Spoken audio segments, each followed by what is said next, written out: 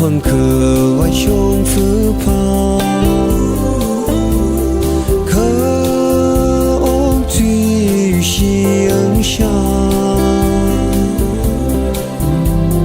bình chỉ nở quy nơm hào in li lấy cái gì ăn cho nở li cơ bằng tùy mà hàng cho khờ nở li lấy cái gì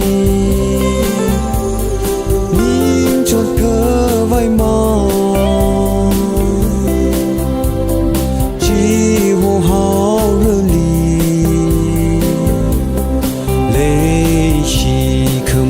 thái vương nơi li mơ ring cơ pa mơ sa mi nơ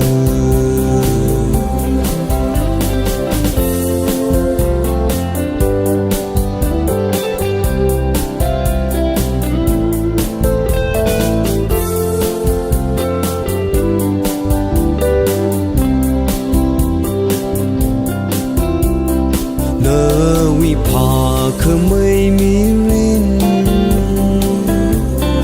pa tùy cái chân hao nơ hết quy rơ nơ cho nơ li cả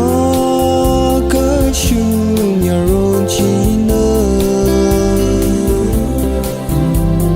ring cái pa mi rin ngơ